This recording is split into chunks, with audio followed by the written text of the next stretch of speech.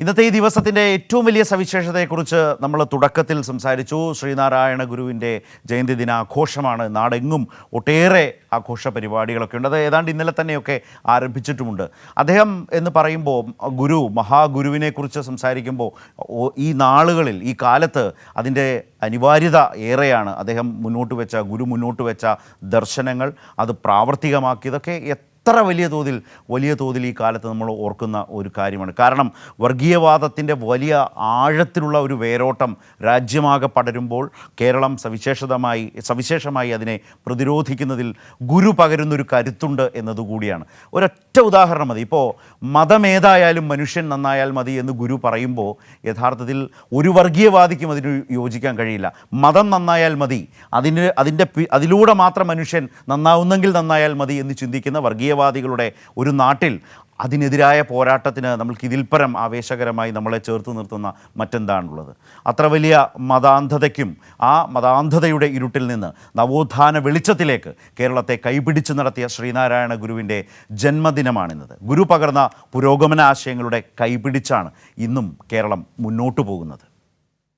ദൈവമേ കാത്തുകൊള്ളുകങ്ങ്, കൈവിടാതിങ്ങു ഞങ്ങളെ, നാവികൻ നീ ഭവാബ്ദിക്ക് ഒരാവിവൻ തോണി നിൻ പദം ഒന്നൊന്നായെണ്ണി. ഓരോ ജാതിക്കും ഓരോ ദൈവങ്ങളില്ല.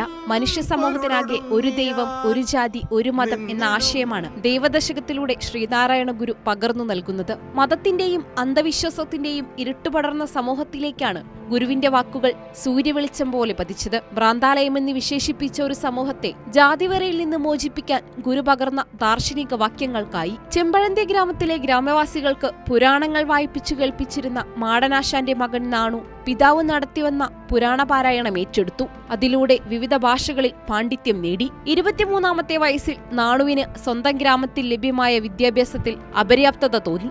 രാമൻപിള്ള ആശാനെ പോലുള്ള ഗുരുക്കന്മാർക്ക് കീഴിൽ തർക്കം, വേദാന്തം, വ്യാകരണം തുടങ്ങിയവയിൽ പ്രാവീണ്യം നേടി. തന്റെ നവോത്ഥാന ജീവിതത്തിൽ പലയിടങ്ങളിൽ നിന്നായി നേടിയെടുത്ത അറിവിന്റെ വെളിച്ചം അദ്ദേഹത്തിന്റെ വഴികളിൽ വ്യക്തമായി. മതത്തിന്റെ വേലിക്കെട്ടുകൾ തുടച്ചു നീക്കിയാൽ മാത്രമേ സമത്വത്തിന്റെയും സമഗ്രമായ വികസനത്തിന്റെയും ആശയങ്ങൾ പകരാനാകൂവെന്ന് ശ്രീനാരായണ ധർമ്മപരിപാലന യോഗത്തിന്റെ സ്ഥാപനവും ഈ മുന്നേറ്റം ലക്ഷ്യമിട്ടായിരുന്നു. അടിസ്ഥാനപരമായ മാനവികതയുടെയും സത്വബോധത്തിന്റെയും പാഠങ്ങൾ അവർണർക്ക് പകർന്നു നൽകാനായിരുന്നു അരുവിപ്പുറത്തെ വിഗ്രഹ പ്രതിഷ്ഠ. വിദ്യ കൊണ്ട് പ്രബുദ്ധരാകാനും അദ്ദേഹം ആഹ്വാനം ചെയ്തു. ഒരു ജാതി, ഒരു മതം, ഒരു ദൈവം മനുഷ്യന്, മതമേതായാലും മനുഷ്യൻ നന്നായാൽ മതി തുടങ്ങിയ തത്വങ്ങളിലൂടെ വിശ്വമാനവികത എന്ന വലിയ ആശയത്തിന്റെ വിത്തുകൾ സമൂഹത്തിലേക്ക് പാകി. വർത്തമാനകാലത്തെ ഹിന്ദുത്വ ആശയങ്ങൾ ചരിത്രത്തിന്റെ പിൻബലത്തോടെ മുഖ്യധാരയിലേക്ക് ആഴ്ന്നിറങ്ങാനുള്ള ശ്രമങ്ങളാണ് നടത്തുന്നത്.